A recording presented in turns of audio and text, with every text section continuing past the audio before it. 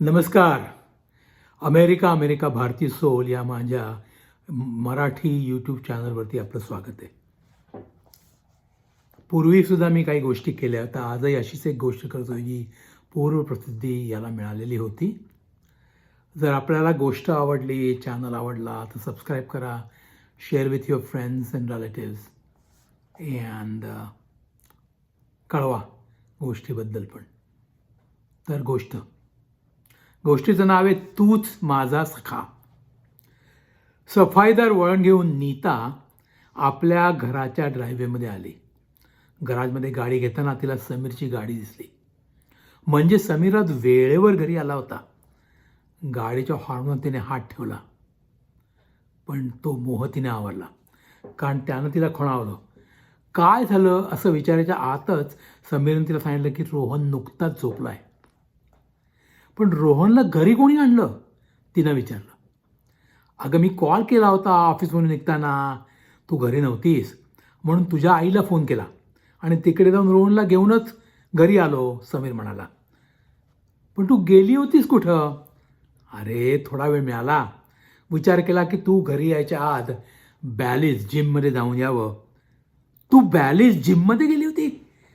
त्याला वाटलेलं आश्चर्य तिच्या लक्षात आलं नाही. त्याची आणि तिची भेट बॅलीजच्या जिममध्येच झाली होती. ट्रेडमिलवर चालताना त्याने नुकतीच सुरुवात केली होती. त्याचवेळी पुढच्या रांगेमध्ये नीता ट्रेडमिलवर धापा टाकत होती. चेहऱ्यावरून भारतीय दिसत होती. लिओटार्ड घातले त्याचा कमनीय बांधा पाहून समीरची नजर तिथेच थिजली होती. सहजच तिची नजर त्याच्याकडे वळली आणि समीर ओशाळला. झटपट ट्रेडमिल आटपून तो वेच करायला पळालाही. तिथं भेटला रेड्डी. 1 मिनिट त्याशी बोलून त्यानं वेट लिफ्टिंगला सुरुवात केली. मनात विचार चालू होते तिच्याबद्दलच. आणि मग त्याला एक आश्चर्याचा धक्का बसला. समोरून ती त्याच्याकडे चालत येत होती. ती आली आणि पुढे निघून गेली रेड्डीशी बोलायला. अच्छा, म्हणजे रेड्डीची ओळख आहे तर हिच्याशी. तर मग रेड्डीनं तिची ओळख करून दिली समीरशी. नीता समीरची ही पहिली ओळख. नुकत्याच आलेल्या समीरला गावात फारशा ओळखी नव्हत्या. नीतानं आपल्या आईवडिलांची समीरची ओळख करून दिली. तिथे वडील डॉक्टर होते आणि ऑर्लँडोमध्ये बरेच वर्ष स्थायिक होते. ओळखीचं रूपांतर प्रेमात कधी झालं ते दोघांनाही लक्षात आलं नाही. दोघेही अमेरिकेत वाढलेले प्रोफेशनल्स, दोघांनाही अनुरूप जोडी. सगळ्यांचा कौतुकाचा विषय झाली नाही तरच नवल. मोठ्या धामधुमीत लग्न झालं नीता समीरचं. लग्नानंतर 4 वर्षांनी रोहन झाला. रोहनच्या जन्मात नीता जरा वाढलीच होती. आता रोहन वर्षाचा झाला होता. नीतानं परत जिममध्ये जाऊन एक्सरसाइज करायला सुरुवात केली होती. नुकतीच ती घरात शिरत होती. तिचा चेहरा फुलला होता उत्सुकतेनं. काहीतरी सांगण्याची तिला घाई झाली होती. आज मला कोण भेटलं असेल सांग पाहू, ओळख पाहू. नीताच्या प्रश्नानं समीरला चांगलीच ओळख झाली होती. ती पुढे काय बोलते या अपेक्षेनं तो गप्पच बसला. असं काय करतो, सांग ना कोण भेटलं होतं ते. आता मात्र उत्तर देणं आवश्यकच होतं. भेटले असतील आपले बाळसेदार बाबूराव गोखले किंवा ते तोडक्या नाडकर्णी काकू. समीर म्हणाला, चल काहीतरीच काय. त्या काकू कशाला भेटतील मला बॅलीजमध्ये? मला एक इंडियन मुलगी भेटली होती. गावात तसे भारतीय कमी नव्हते, पण बॅलीजमध्ये म्हणजे जिममध्ये देशी भेटणं म्हणजे जरा आश्चर्यच होतं. कारण भारतीय लोक फारसं एक्सरसाइज करत नाहीत. अरे, एक पल्लवी राव नावाची मुलगी भेटली. नुकतीच ती इथं आली आहे कंपनीच्या कामासाठी, 7-8 महिन्यासाठी. कम्प्युटरवाली आहे. तिथे वडील आहेत केरळ आणि आई आहे गोगटे मराठी. आई वडील असतात अटलांटामध्ये. पहिल्याच मुलाखतीत बरीच माहिती गोळा केलेली दिसतीयस. आणि बरं का, पोरकी झक्कास आहे, सिंगल आणि होतकरू. नीताचा उत्साह उतू जात नव्हता. समीरला असल्या फालतू गोष्टीत बिलकुल रस नव्हता. पुढच्या 2 आठवड्यात समीरला पल्लवीराव आणि पल्लवीराव बद्दल बरंच काही ऐकायला मिळालं, अर्थात नीताकडून. आता नीता बॅलूनमध्ये घरी आली ती जणी नाचतच. तिनं काही बोलायच्या आतच समीरनं विचारलं, काय ग, तुझा रावण काय म्हणतोय? का रावांच्या मुलीला रावणी म्हणू? अरे रावण काय म्हणतोस, यक्षकन्या वगैरे म्हण. मला आज आणखीन एक बातमी कळली आहे. काय कळलंय? त्यानं विचारलं. तिला की नाही कोणीतरी भेटलंय आणि आवडलंही आहे तो तिला. पुढची कथा ऐकवणार त्याला कळलं की तिला तो भेटला म्हणजे दिसला होता. बॅलीजमध्येच, जिममध्येच त्याला ती दिसली होती. नाव कळलं नव्हतं, पण चेहऱ्यावरनं भारतीय वाटत असावा असा अंदाज होता. हातात अंगठी नव्हती, म्हणजे बॅचलर. त्याची ओळख करून त्याच्याशी बोलण्याची संधी ती पाहत होती. पण बॅलूजमधून बाहेर पडायची वेळ आली आणि हिची यायला एकच वेळ झाली. शिवाय आगाऊपणा करून जास्त इंटरेस्ट दाखवायची तिची तयारी नव्हती. पण तिला तो मनापासून आवडला होता. नीताचा उत्साह आता जणू उधाण आलं होतं. यच्छ यावत कुठल्याही मुलीचं लग्न जमवण्याची नीताची तयारी असायची. मग तिला आई वडील असो वा नसोत, इथे तर काय विचारायलाच नको. एकटी मुलगी, लग्नाला उत्सुक, आई वडील परगावी, मुलीला मुलगा आवडलेला, म्हणजे लॉटरीच्या 6 नंबरापैकी 5 नंबर कळलेले, फक्त 6वाच बाकी. अशा वेळी त्रयस्थानं न बोलण्याचं शहाणपण. पण समीरला राहवलं नाही. अगं तुला काय करायचं आहे दुसऱ्यांच्या उठावी करून, कशाला पडते निष्करण फंदात? अर्थात नीतानं त्यावर लक्ष दिलं नाही. समीरच्या बोलण्याकडे ती बरेच वेळा दुर्लक्षच करायची.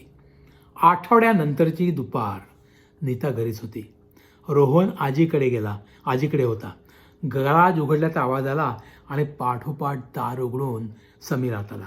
अरे आज अचानक कसा घरी इतक्या लवकर आला? नीताचा प्रश्न. मग आज डाऊनटाऊनमध्ये मीटिंग होती, पण ती ऐनवेळी रद्द झाली. विचाराला आता परत ऑफिसमध्ये जायचं, त्याऐवजी घरी येऊन तुला चकित करावं. अरे पण फोन नाही का करायचास? मी एका बाई बोलवली आहे आपल्या बेडरूमच्या पडद्यासंबंधी. आपल्याला नवे ड्रेप्स करायचे आहेत. रोहनला सोडलं आहे आईकडे.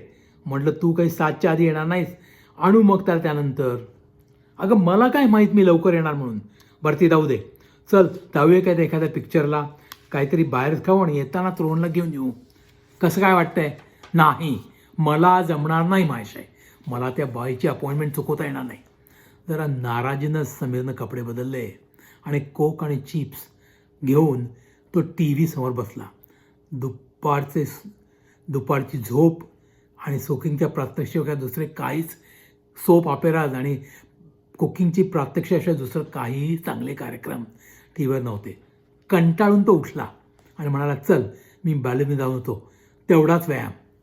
त्याने जिमला त्याचे कपडे घातले आणि जाता जाता तो नीताला म्हणाला, हे बघ, आमच्या कंपनीची क्रिसमसची पार्टी 14 तारखेला आहे बरं का. आत्तापासून तुला सांगून ठेवते, नाहीतर म्हणशील शेवटच्या क्षणी सांगितलं म्हणून. नाही रे बाबा, मला तुझ्या त्या क्रिसमस पार्टीला नाही यायचं. मला काही इंटरेस्ट नाही त्यात. खोटं हसायचं, उगाच इकडे फिरायचं. त्यापेक्षा रोहनला घेऊन जाऊन मी आईकडेच जाईन आणि तिथून मग मॉलमध्ये चक्कर टाकेन. तिथे सॅन्टा आणि डेकोरेशन पाहायला त्याला भयंकर मजा येईल. यावर काही न बोलता समीर बॅलीजमध्ये निघून गेला. पुढच्या आठवड्यात समीरला याला जरा उशीर झाला होता. गराज उघडून त्याने गाडी आत घेतली. मधलं दार उघडून नीता उभी असलेली त्याला वाचली. आश्चर्य वाटून तो म्हणाला, काय झालं? तुझी दारात का उभी आहेस? मला वाटलं तुझा पंचारती वगैरे ओळणार का काय? चल, काहीतरी बोलू नको, चल आपल्याला लवकर निघायला पाहिजे. ती निघाली आहे परत अटलांटाला जायला. उशीर का होईना, समीरची चूक पेटली.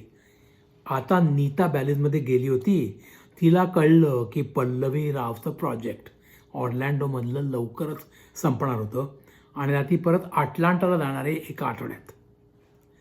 आता फारच थोडा वेळ राहिला आपल्याला काहीतरी केलं पाहिजे, नीता बोलत होती.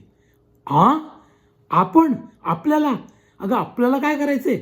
काहीतरीच काय बोलतेस? अरे आपण त्यांना एकत्र आणलं पाहिजे. हो, आपण नाही तिला मदत करणार तर कोण आहे तिथं इथे? दुसरं कोणीच नाही आहे.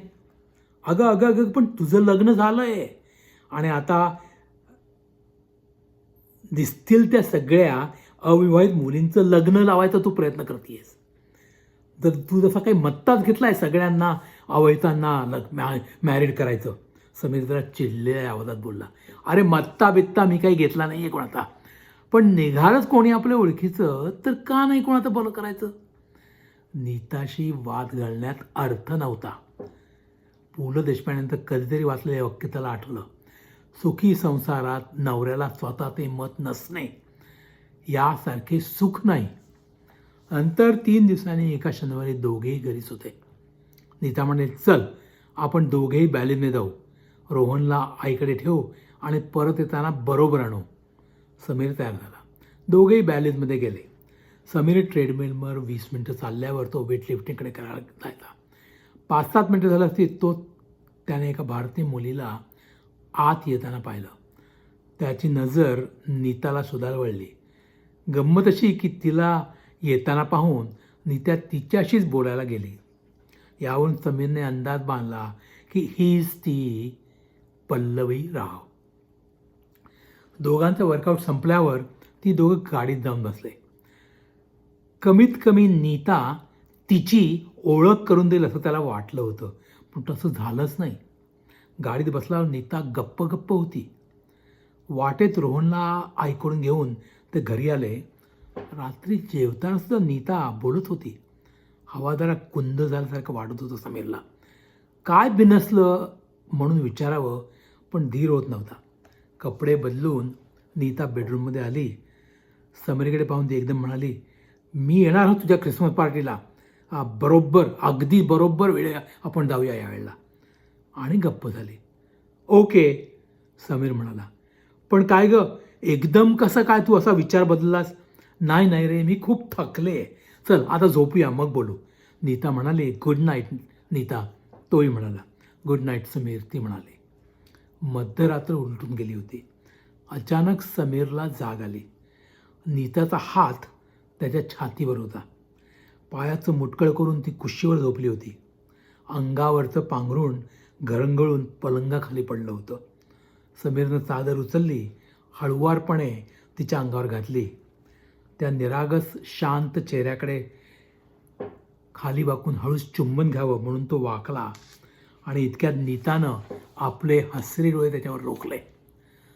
दोन्ही हात पसरून तिनं त्याच्या गळ्याला घट्ट मिठी मारली आणि स्पुंदत म्हणाली, आता यापुढे कुणाचं लग्न जमवायला मी जाणार नाही आहे.